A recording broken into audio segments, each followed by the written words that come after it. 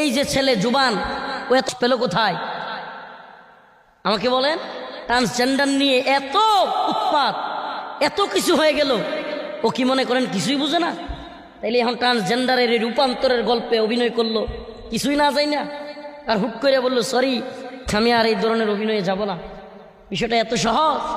আজ আমাদের নাট্যকার, সুরকার, গায়ক, গায়িকা এই সমস্তগুলোকে কিনে নিয়ে আজ আমাদের মুসলিম যুবকদেরকে বিভ্রান্ত করবার চেষ্টা করতেছে, যুবতীদেরকে বিভ্রান্ত করার চেষ্টা করতেছে। আপনি দেখবেন হঠাৎ করে একটা সুন্দরী মেয়ে গোটা দেশে ভাইরাল হয়ে গেছে, আরে তার ফ্যান ফলোয়ারের অভাব নাই। এই নায়িকা হঠাৎ করে কিভাবে উঠলো, তেমন অভিনয়ও পারে না, তার ফ্যান ফলোয়ারের অভাব নাই। আপনি দেখবেন বিভিন্ন মিডিয়া, কর্পোরেট ব্যবসায়ীরা তার পিছনে উঠে পড়ে লাগছে, তাকে পিছন থেকে শেল্টার দিয়ে একের পর এক নিউজ করাচ্ছে। সে হাঁচি দিলেও নিউজ, সে কাঁদলেও নিউজ। সারা দেশের এত সমস্যা, এগুলো নিয়ে নিউজ করবার সময় নাই। কিন্তু দেখবেন নির্দিষ্ট কিছু ব্যক্তিকে প্রমোট করার জন্য এদেশের তথাকথিত মিডিয়াগুলি উঠে পড়ে লাগবে সেলিব্রিটি বানানোর জন্য। দিন শেষে এই সমস্ত সেলিব্রিটিগুলোকে দিয়ে এই জুবান নামের বেহায়াগুলোর মতো কিছু উঠতি তরুণ তরুণীকে জাতির সামনে আইডল হিসেবে প্রচার করে, এই জাতির সামনে এদের ফ্যান ফলোয়ার তৈরি করে এদেরকে দিয়া ট্রান্সজেন্ডার বাদকে প্রমোট করবার চেষ্টা করবে। হচ্ছেও তাই, হচ্ছেও তাই। এটাকে বলে সাংস্কৃতিক শাসন। ইন্ডিয়ান মুভিগুলোতে আমরা যতটুকু খবর পাই, ইন্ডিয়ান মুভিগুলোতে ইসলামকে কিভাবে বিকৃত করে দেখানো যায়, আলেমদেরকে, দাড়িওয়ালা টুপিওয়ালাদেরকে কিভাবে ভঙ্গি দেখানো যায়, প্রত্যেকটা মুভিতে এখন এই চেষ্টা করা হয়। বাংলাদেশেও আপনি দেখেছেন যত রাজাকারের অভিনেতা আছে, অভিনয় আছে, একেবারে সেই মুক্তিযুদ্ধের পর থেকে সকল অভিনয়ের মধ্যে রাজাকারের অভিনয় দেওয়া হয় একটা দাড়িওয়ালা আর টুপিওয়ালাকে। আস্তাগফিরুল্লাহ, নাউজুবিল্লাহ। দাড়িওয়ালা আর টুপিওয়ালারাই নাকি রাজাকার। এই যে সাংস্কৃতিক আগ্রাসন, এগুলোর বিরুদ্ধে আমাদেরকে কথা বলতে হবে, প্রতিবাদ করতে হবে।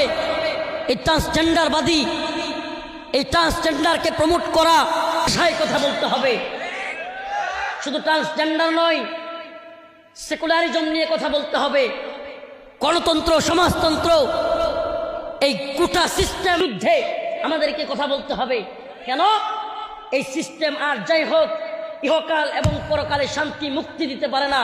এই সিস্টেমগুলো মানুষের দুনিয়া এবং আখিরাতে উভয় জাহানে অকল্যাণ এবং অমঙ্গল ছাড়া কিছুই নিয়ে আসে না।